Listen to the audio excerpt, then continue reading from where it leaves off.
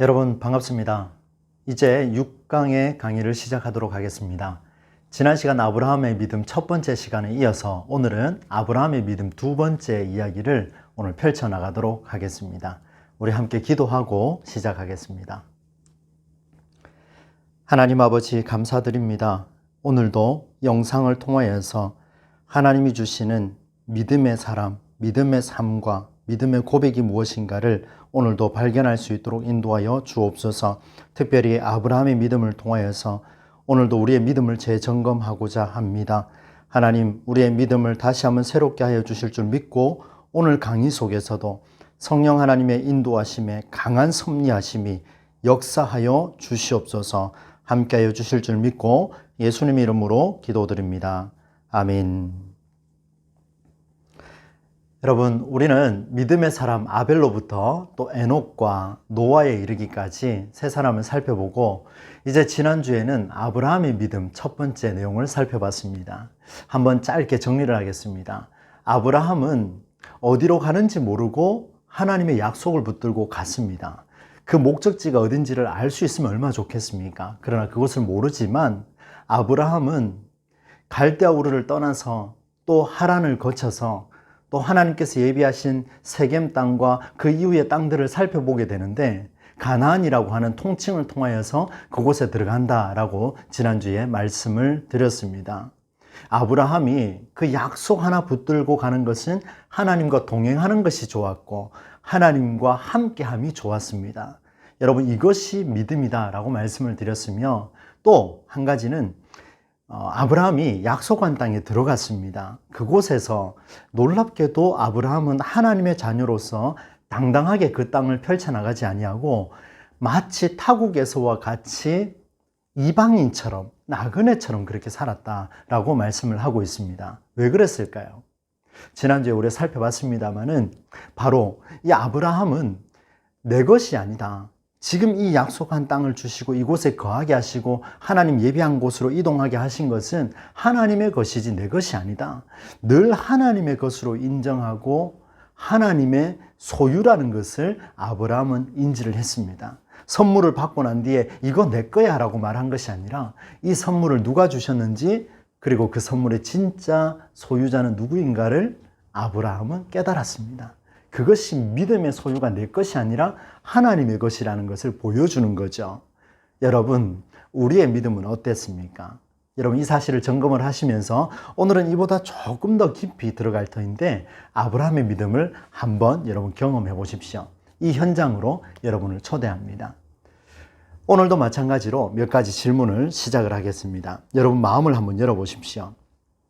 인생을 살아가면서 어려움을 피해갈 수 있는 사람이 과연 얼마나 있겠습니까? 방법을 안다면 피해가겠죠. 그러나 인생의 어려움이라고 하는 것은 그 전제하에 내가 방법으로 해결할 수 없기 때문에 어렵다라고 이야기를 하지 않습니까?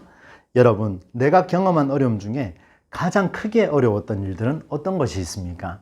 혹시 여러분 나눌 수 있겠습니까?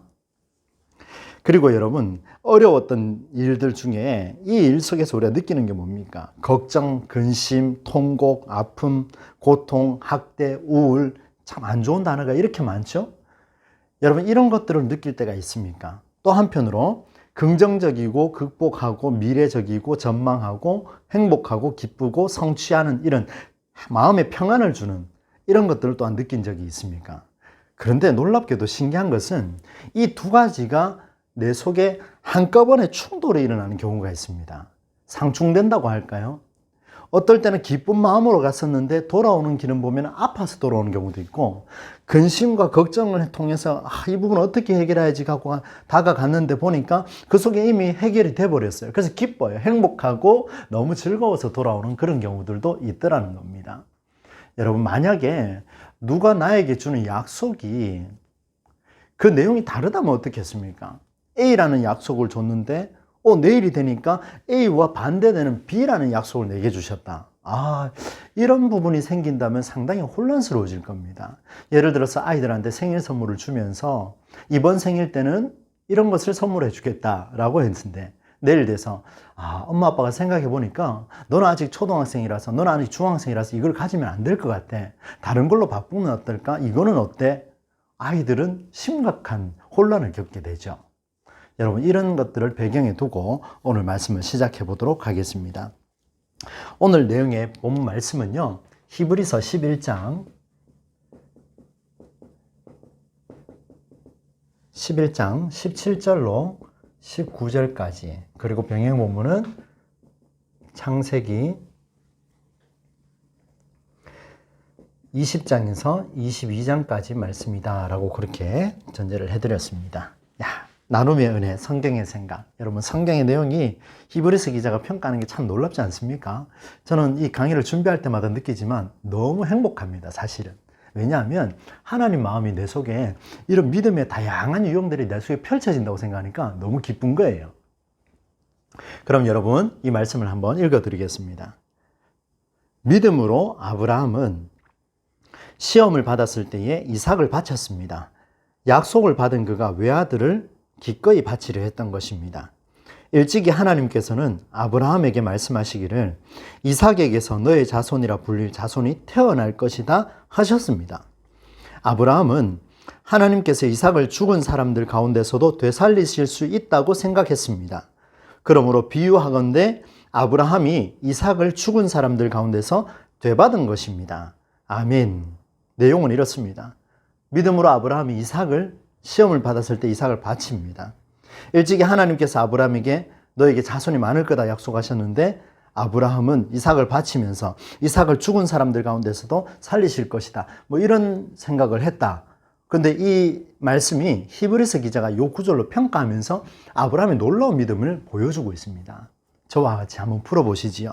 성경의 독특한 관점을 다루는 이야기는 많이 있습니다. 그 대표적인 이야기가 아브라함 이야기죠. 여러분, 자기 아들을 바친다고요? 100세에 기도를 간절하게 얻은 아들을 바친다고요? 저는 상상을 못할 것 같습니다. 아니, 상상조차 해결이 안 될 것 같습니다. 여러분은 어떻습니까? 그는 어떤 약속의 내용을 받았길래 이런 일들까지도 펼치게 되겠습니까? 그러면 여러분, 아브라함이 받은 복의 말씀을 먼저 한번 살펴보도록 하겠습니다. 오늘은 성경 몇 구절을 좀 찾아봐야 되는데요. 제가 요 밑에다가 적겠습니다. 자, 창세기 12장 1절로 3절까지, 그리고 역시 창세기 15장 5절, 창세기 22장 17에서 18절. 자, 요 세 개 본문, 뭐 더 찾을 수도 있겠습니다만은 제가 한번 읽어 드리겠습니다. 한번 들어보십시오. 아브라함이 하나님으로부터 이런 복을 받았습니다. 자, 먼저 위에 12장 1절에서 3절입니다. 내가 너로 큰 민족이 되게 하고 너에게 복을 주어서 내가 크게 이름을 떨치게 하겠다. 너는 복의 근원이 될 것이다. 너를 축복하는 자에게는 내가 복을 내리고 너를 저주하는 자에게는 내가 저주를 내릴 것이다. 땅에 사는 모든 민족이 너로 말미암아 복을 받을 것이다. 자, 첫 번째 복이 뭡니까? 복의 통로입니다. 복의 근원. 아브라함을 복의 통로로 삼고 복의 근원으로 삼겠다, 이렇게 말씀을 하셨습니다. 너를 축복하는 자에게는 내가 복을 내리고 너를 저주하는 사람에게는 내가 저주를 내릴 것이다 라고 말씀하실 정도로 하나님이 놀라운 복의 말씀을 주셨습니다. 두 번째, 15장 5절입니다. 그를 이끌고 밖에 나가 이르시되 하늘을 우러러 무별을 셀 수 있나 보라. 또 그에게 이르시되 너 자손이 이와 같으리라. 하늘의 수많은 별들을 보여주면서 한번 세어봐라. 셀 수 있겠냐? 그에게 또 말씀하십니다. 아브라함아, 너의 자손이 저 셀 수 없을 만큼의 별들만큼 많게 해주겠다. 과거에 후손 가문이 번창하는 것, 그 다음 무드셀라를 통해서 우리가 봤지요. 장수하는 복이 그때 당시에는 가장 큰 복이었다라고 말씀을 드렸습니다. 하늘에 별과 같이 자손을 주시겠다. 창세기 22장 17절 18절 말씀입니다. 내가 내게 큰 복을 주고 내 씨가 크게 번성하여 하늘의 별과 같고 바닷가의 모래와 같게 하리니 내 씨가 그 대적의 성문을 차지하리라. 또 내 씨로 말미암아 천하 만민이 복을 받으리라. 아멘. 자, 하늘의 별과 같이 바닷가의 모래같이 복을 주시겠다. 하나님 말씀하신 복의 내용입니다. 와, 지금 아들 하나 없는 상황 속에서 하나님 복의 통로를 주시겠다 약속하시고, 후에 아들을 낳고 나니까 하나님이 이렇게 번창하게 해주시겠다. 심지어 22장까지 와서는 이렇게 바닷가에 모래알 같이 많게 해주겠다. 이렇게라고 하나님이 말씀해 주셨습니다. 여러분, 우리도 이런 복을 한번 받아봐야지요. 그때 당대의 가장 큰 복, 오늘 우리 시대의 가장 큰 복이 우리는 무엇이겠습니까? 훗날 역사학자들은 그때 당시의 복을 평가할 겁니다. 우리의 믿음을 통해서 어떤 복을 받았으면 좋겠습니까? 우리도 하나님이 주시는 이런 놀라운 복들을 이 시대에 맞게끔 받기를 소원합니다. 저도 그렇고 여러분들도 정말 그렇게 되면 좋겠습니다. 하나님도 우리에게 복을 주려 하십니다. 그런데 여러분, 이 복만 있는 게 아니고요. 이제 오늘 우리가 봐야 할 것이 이것이 관건입니다. 아브라함이 하나님으로부터 받은 또 하나의 말씀이 있습니다. 그게 뭐냐 하면 시험이다. 이렇게 표현하고 있습니다. 제가 여기다가 적기로는 저주의 형태의 말씀, 오죽했으면 제가 저주의 형태라고 쓰겠습니까? 시험, 그냥 우리 대화하는 형태로 해서 한 저주의 형태가 될 수 있겠다라는 이런 단어를 한번 사용해 보십시다. 조금 더 현실적으로 와닿을 수 있을 것 같아서 한번 써봤습니다. 자, 창세기 22장 2절 말씀입니다. 요게 창세기 22장 2절 말씀. 읽어드립니다. 여호와께서 이르시되 내 아들 내 사랑하는 독자 이삭을 데리고 모리아 땅으로 가서 내가 네게 일러준 한 산 거기서 그를 번제로 드리라. 아멘. 무슨 말씀입니까? 아브라함에게 말씀하십니다. 내 아들, 너의 아들 독자 누구요? 이삭. 어디로 가라고요? 모리아. 어디든 가면 되겠죠. 모리아 땅에서 지정하신 한 산에 올라가서 그를 어떻게 드리라고요? 뭐로 드리라 그랬습니까? 여기 보니까 그를 번제로 드리라. 번제물로 드리라. 이렇게 말씀하고 있습니다.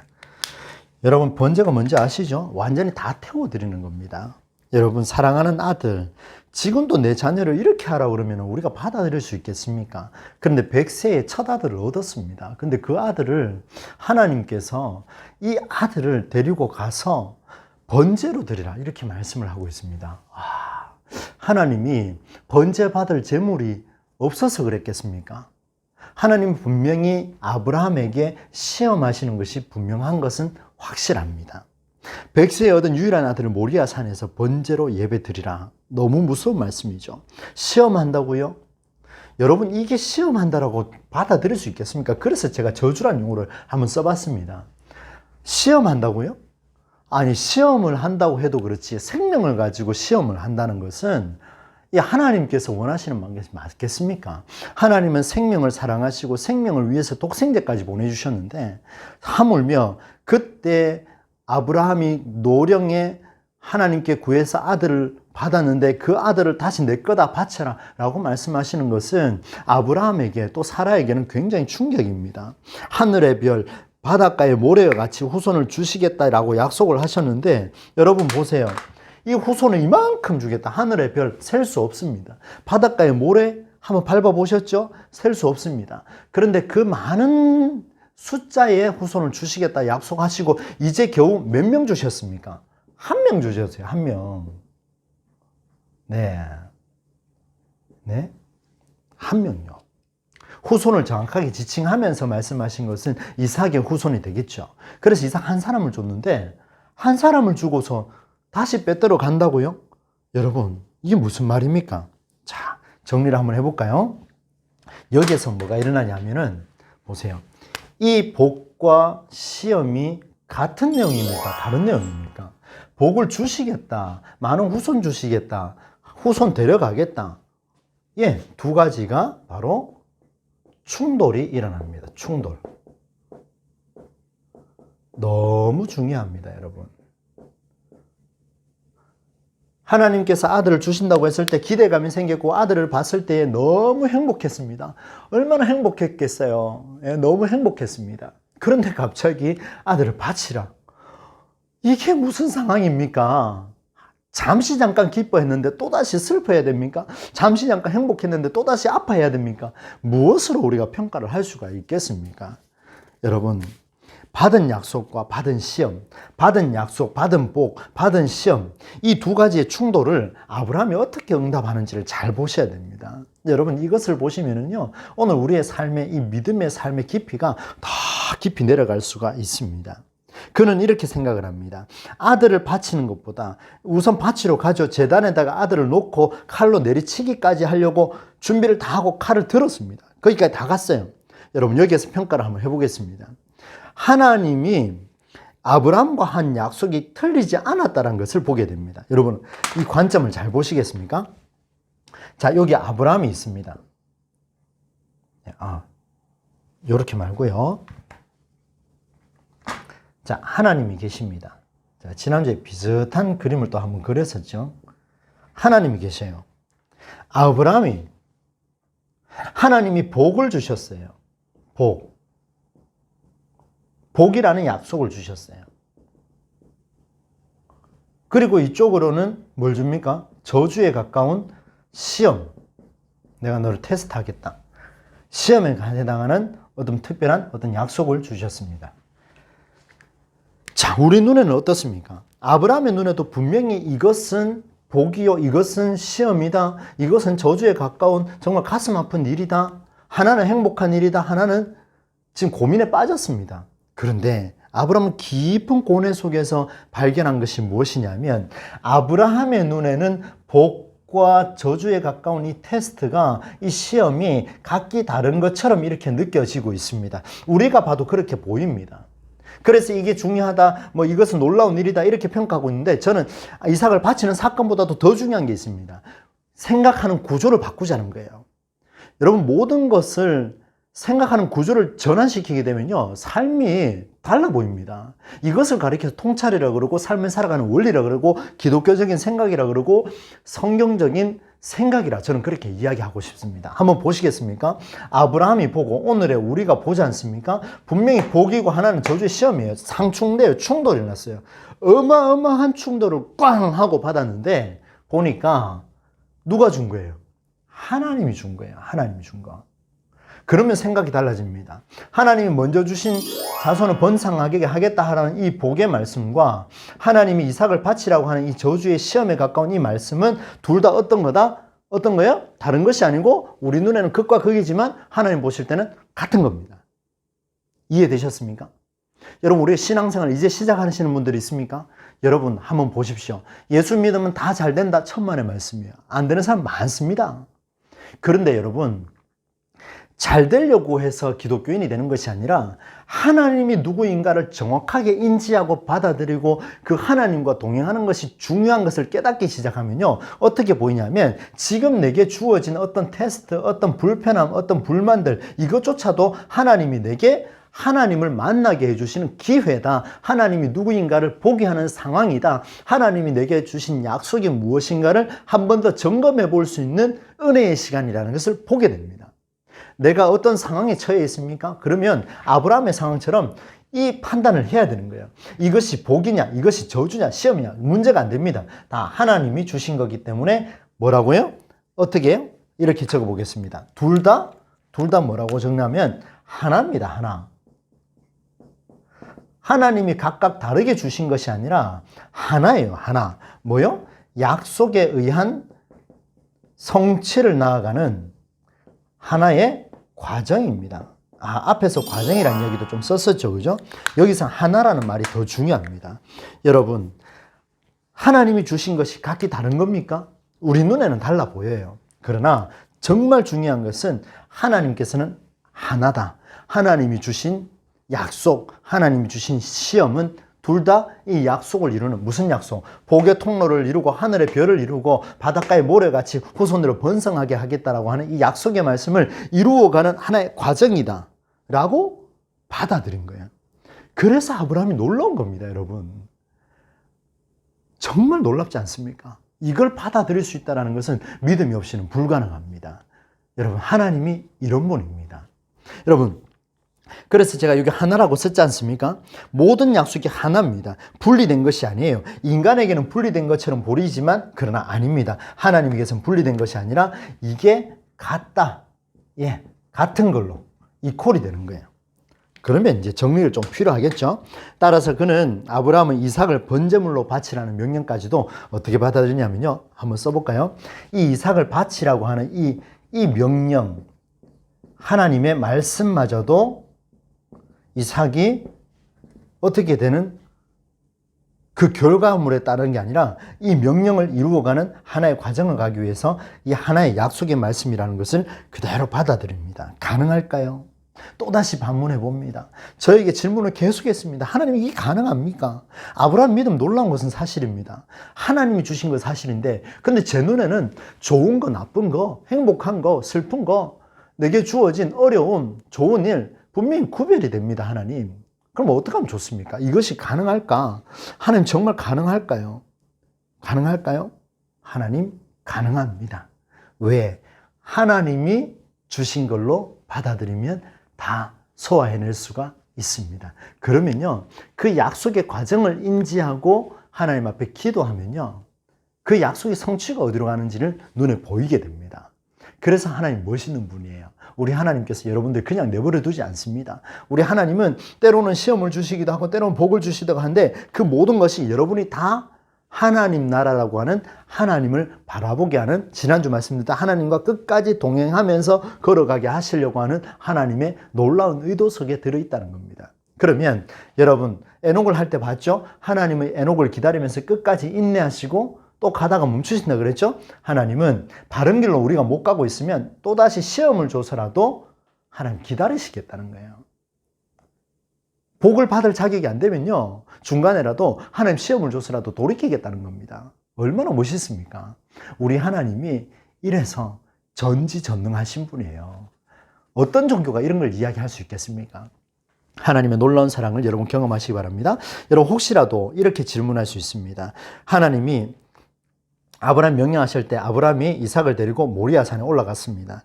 올라가서 보니까 아브라함이 모리아산에서 하나님이 창세기 22장 13절에 보면요, 이런 말씀이 있습니다. 여호와 이레로 하나님이 준비하신 순양을 미리 알고 있었는 것은 아닌가, 아브라함이. 이런 이야기입니다. 아브라함이 이삭을 데리고 갑니다. 그때 이삭이 묻습니다. 아버지, 불하고 나무는 있는데 번제할 어린 양은 없습니다. 제물이 있어야죠. 없으니까 아브라함이 뭐라고 대답하냐면 번제할 어린 양은 하나님이 자기를 위해서 준비하실 것이다, 이렇게 말합니다. 여러분 맞죠? 약속을 보지 않았다면 이 시험을 감당해내겠습니까? 하나님이 준비하실 거다. 준비하실 거다. 그런데 여러분 만약에 하나님 준비하실 거다라고 하나님의 어떤 특별한 방법이 있는 것 같아요. 그게 순양인지 뭔지는 모르겠지만 늘 어린 양으로 예물을 드리고 어린 양으로 제사를 드리다 보니까 어린 양 어디 있습니까? 그 어린 양 하나님 준비할 거다 대답을 한 거지만 실제로 아브라함이 테스트를 받으면서 이 시험을 받으면서 어린 양이 여기에 준비되어 있다. 성경에 순양이라고 되어 있죠. 그죠? 이게 준비되어 있다고 알고 올라갔다고 여러분 한번 생각해 보십시오. 여기에 여러분 큰일 나지 않겠습니까? 알고 갔다 이게 믿음이라고 이야기하는데 저는 조금 다르다고 생각을 합니다. 만약에 알고 갔다면요, 큰일 날 소리입니다. 왜 그런지 아십니까? 그것이야말로 하나님이 준비해놨다는 것을 하나님보다 내가 더 많이 알고 있는 거예요. 인간이 하나님을 시험하는 또 다른 모욕이 될 수 있습니다. 하나님보다 내가 더 전지전능하다는 걸 알 수 있어요. 자 보십시오. 하나님 복을 주셨어요. 시험을 주셨어요. 아하, 하나님 괜찮아요. 그거 똑같은 겁니다. 뭐요? 이삭 데려가라고? 예, 가겠습니다. 올라가면 내 이삭 안 죽일 거잖아요. 하나님 이삭 안 죽일 거잖아요. 이게 아니라는 거예요, 이게. 그렇게 생각을 했다면 아브라함이 자기의 칼을 들고 그 아들을 내려치려고 내렸겠습니까? 알고 내려찍었다고요? 하나님이 아브라함이 하나님보다 더 뛰어난 거 아닙니다. 절대로. 우리는 그렇게 할 수가 없어요. 아브라함은 단지 하나님께서 자기를 위해 준비하실 거다, 이렇게 말씀하셨습니다. 자기를 위해서. 여기서 자기는 누굽니까? 하나님 자신이에요. 우리를 위한 것이 아니고 하나님 스스로가 하나님 이 일을 감당하시기 위해서 하나님이 자신을 위해서 오직 하나님만을 위해서 일하실 것을 이 아브라함은 생각을 하고 있습니다. 이 약속의 성취를 위해서 이 복의 가정, 이 바로 복의 통로, 복의 근원, 하늘의 별과 같이 바닷가의 모래와 같이 하나님께서 내버려 두지 않고 이 가문을 지켜주실 것이라는 이 약속의 말씀을 분명히 이루실 것이다. 여기에 올라가도 그것이 심지어 이삭이 죽는 일이라 할지라도 그는 받아들입니다. 그가 의지한 것은 약속을 이루는 하나님이에요. 내게 시험으로 어려움이 밀려옵니까? 그러면 크게 고민할 이유가 없습니다. 아니, 고민해야죠. 왜? 그 속에 하나님의 성취의 과정이 있음을 보게 해 주옵소서. 하나님, 우리는 여호와 이레를 알지 못합니다. 그러나 그 속에 하나님의 성취가 있음을 알게 해 주옵소서 라고 고백하는 것이 바로 아브라함의 믿음입니다. 여러분, 아브라함은요, 이런 인간 중심적 생각을 다 극복했습니다. 두 개를 구분해 놓고 생각한다거나 둘을 나눠서 생각한다거나 이미 올라갔을 때 아이고 하나님 당연히 준비해 놨을 거예요. 뭐. 내 아들 내가 안 죽일까 알아요 하나님. 이렇게 말하는 것은 믿음이 아니라 그 인간 중심적인 생각입니다. 하나님보다 높은 곳에 있으려고 하는 생각이 아니겠습니까? 하나님이 주신 약속을 구체적으로 확신하는 것이 필요하고 또 이삭을 바친 사건은 좀 전에도 말씀드린 것처럼 아브라함은 오히려 이삭의 목숨이 없어진다 할지라도 그것이 뭐야? 복의 통로고 하늘의 별과 바닷가의 모래갈 같이 뭔가를 하나님이 자기를 위하여 하나님을 위하여 무언가를 하실 것이다. 어려운 나이에 노년에 얻은 그 아들이 보다도 더 중요한 것이 뭐냐면 하나님이 일하실 것이 더 중요하다는 것을 보았습니다. 여러분 어떻습니까? 하나님께서 아브라함의 믿음을 통하여 노아의 믿음보다도 노아도 가정에 충실했지 않습니까? 방주를 지으면서 근데 그보다 더 구체적인 것을 보여주고 있습니다. 하나님의 놀라운 방법이라는 것을 여러분 한번 생각해 보시기를 바랍니다. 여러분 사도 바울이 이런 이야기를 합니다. 고린도전서에 오늘 시간 좀 가겠지만 그래도 한번 말씀을 드리겠습니다. 여기에 보면 아까 아브라함은요 여호와 이레 제가 이야기했죠. 이것을 미리 알지 않았습니다. 여호와 이레 하나님이 일하실 것은 분명히 알고 있지만 그러나 그것이 이런 방법이라고는 생각을 못할 겁니다. 여호와 이레 여기에 보면 뭐라고 되어 있냐면 피할 길이라고 되어 있습니다. 뭐 벗어날 길 이렇게 되어 있습니다. 짧게 한번 말씀을 드리겠습니다. 고린도전서 10장 13절 제가 한번 읽어드릴게요. 사람이 흔히 겪는 시련 말고는 여러분에게 덮친 시련이 없습니다. 하나님은 신실하십니다.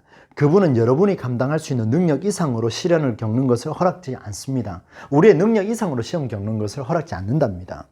그분은 시련과 함께 벗어날 길을 주셔서 피할 길을 주셔서 여러분이 그 시련을 견딜 수 있게 하십니다. 여러분 아브라함의 이야기로 생각하자면 하나님께서 우리에게 시험을 주신 것도 요거는 바울의 이야기죠. 자, 시험을 주신 것도 피할 길을 주신 것도 다른 이야기입니까? 우리가 눈으로 볼 때는 다른 이야기죠. 그러나 하나님 보실 때는 하나다. 아브라함의 관점으로 봤을 때 바울도 똑같은 이야기 합니다. 하나라는 거예요. 무슨 일이 일어날지 모르지만 그러나 이 시련이 밀려왔을 때 이 시험이 밀려왔을 때 벗어날 길을 마련해 주신다라고 하시고 그것을 감당하게 해주신다 이렇게 이야기합니다. 여러분 저는 고린도전서 10장 말씀 묵상을 하면서 이런 생각이 들었습니다. 정말 깊이 한번 들어가 봤습니다. 여러분 어려움이 있다는 것은 어떤 경우입니까? 내 한계를 벗어났을 때 내가 감당할 수 없을 때 어려움이라 이야기해요. 근데 여기 고린도전서 보니까 감당할 수 없는 걸 허락지 않는답니다. 이상하지 않습니까? 내가 감당할 수 없기 때문에 어렵다고 평가하는 거지 감당할 수 있는데 왜 어렵다고 평가합니까? 감당할 수 없으니까.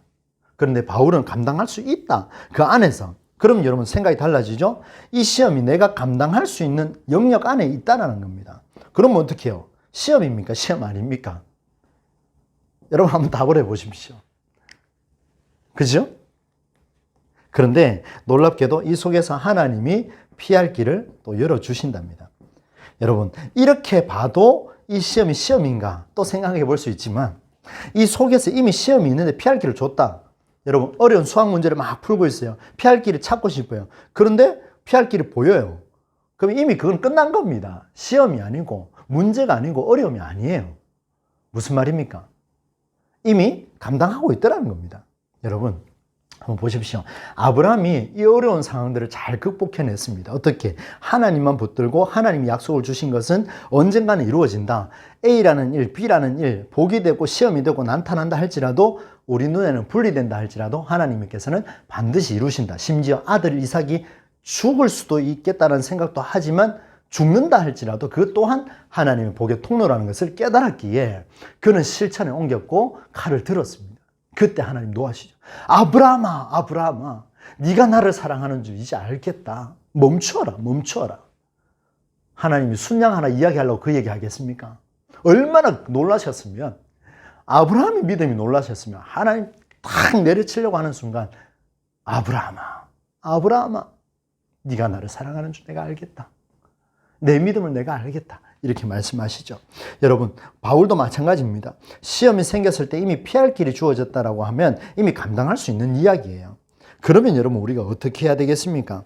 능히 감당하게 하시는 일, 이 시험 우리가 사실은 안에 다 들어있지만 또 혹여나 우리의 경험 밖의 일이라면 감당할 수 없다라고 이야기했을 때 여러분 피할 길을 생각하지 마시고 이 속에 들어있는 뭐를 모리아 산으로 올라가는 아브라함을 생각하시고 이런 일들을 감당해 보십시오.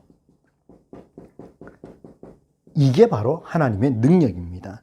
고통과 역경이 함께하는 길 위에 바로 피할 길이 나타나게 돼 있어요. 이미 주어졌습니다. 이미 하나님께서 예비하셨잖아요. 하나님 일하실 것을 안다고 아브라함도 이야기하죠. 그게 믿음인 거예요. 바울도 똑같은 이야기하죠. 우리는 그 피할 길 여호와 이레, 먼저 어떤 일이 주어질 것에 대한 기대감, 복을 주실 것 기대감, 그거 말고 이제 하나님이 일을 하실 거니까 나는 지금 내게 주어진 이 시련과 고통과 시험과 아픔을 견뎌내겠습니다. 감당할 수 있습니다. 이게 성경이고 하나님의 방법입니다. 이때 받은 약속과 받은 시험은 서로 다른 것이 아니라는 것을 알게 되죠. 아브라함은 이삭을 죽은 자 가운데서 살리실 것을 오늘 11장 말씀에 17절 19절 말씀 보니까 알았다라고 표현하고 있습니다. 어떻게? 바로 약속을 가지고 알았습니다. 현실을 보면 전혀 알 수가 없어요. 내 현장을 보면 알 수가 없어요. 우리 나는 남보다 못 사는데요, 나는 부족한데요, 상관없습니다. 그러니까 하나님 앞에서 중요한 거 아니에요. 뭐가 중요하냐면 하나님이 오늘도 내게 하나님의 사람으로 만들어 가시려고 하는 하나님의 노력 속에 우리는 어떻게 반응하고 있는가를 보여주는 것. 어려움 속에서도 평안과 회복을 가지고 움직이려고 몸부림 치는 그 모습 속에서 하나님은 오늘도 모리아 산에서의 여호와 이레를 여러분에게 허락해 주실 줄로 믿습니다. 여호와께서 여러분의 삶의 어려움을 해결해 주시리라 확신합니다. 여러분, 오늘 이 말씀을 잘 기억하셔서 오늘도 약속이 성취되어가는 그 과정 속에 우리 모두가 있다는 것을 기억하셔서 여러분, 오늘도 아브라함의 믿음, 오늘 우리에게 주신 그 믿음을 받아들여서 오늘도 평안함을 누려가는 샬롬의 역사가 저와 여러분에게 나타나기를 주님의 이름으로 간절히 소망합니다. 여러분, 오늘 말씀을 정리하면서 이제 질문을 하겠습니다. 인생의 어려움이 풀리지 않는다고 생각합니까? 그것은 내 방법이기 때문에 그렇습니다. 순양을 기대하세요? 여호와 이레를 기대하세요? 여기 피할 길을 기대합니까? 하나님의 시험과 복의 충돌, 결국에는 충돌이 아니라 극복할 수 있습니다. 하나님의 약속을 붙드는 그 믿음 하나로 찾을 수 있습니다. 피할 길도 여호와 이레도 먼저 구할 수 없다면 우리는 어떻게 살아야 될 겁니까? 그렇습니다. 바로 지금 모리아 산으로 올라가는 그 고뇌의 심정 속에 한 걸음 한 걸음 한 걸음 무엇을 붙들고요? 약속을 붙들고 가는 겁니다. 하나님이 나와 함께 하심을 믿고 가는 겁니다. 그러면 감당할 수 있습니다. 분명히 해결할 수 있습니다. 두려워하지 마십시오. 여러분 가정의 문제, 여러분의 개인의 문제, 여러분이 고민하고 있는 직장의 문제, 계속해서 말씀드리지만 취업과 결혼과 이런 여러 많은 문제들 속에서 고민이 되십니까? 어떤 것은 복으로 보입니까? 어떤 것은 시험으로 보입니까? 둘 다 하나님이 내게 주신 것으로 믿고 감당해 보십시오.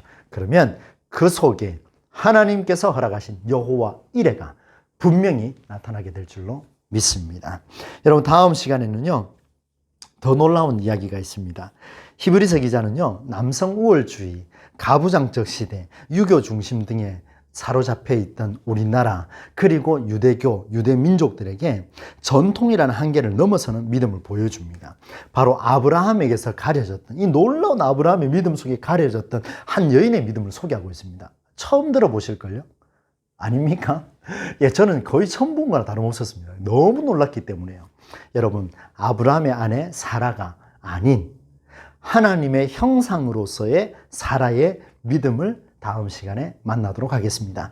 여러분, 히브리서 11장 11절로 12절 말씀 좀 살펴보시고, 또 창세기 18장에서 20장 말씀을 한번 살펴보시면은 귀한 내용을 우리가 볼 수 있습니다. 아브라함 이야기를 첫 번째를 끝내고 사라를 하고 이쪽으로 가려고 했는데, 아브라함 믿음 먼저 정리하고 사라의 믿음을 이제 일부 거의 마지막 시간에 와서 한번 정리를 해보려고 합니다. 여러분, 기대하십시오. 저는 또 오늘 성령의 도우심을 구하시면서 간절하게 기도하고 또 다음 강의를 준비하려고 합니다. 하나님의 놀라운 역사 현장 속에 또 여러분을 초대하도록 하겠습니다. 여러분, 정말 여러분 주 예수 그리스도 이름으로 사랑합니다. 그리고 진심으로 감사합니다. 평안하십시오. 고요히 감사요. 저 이름 그 놀라운 평화를 누리며 나 그대들과 함께 걸어가네. 나 그대들과 아내를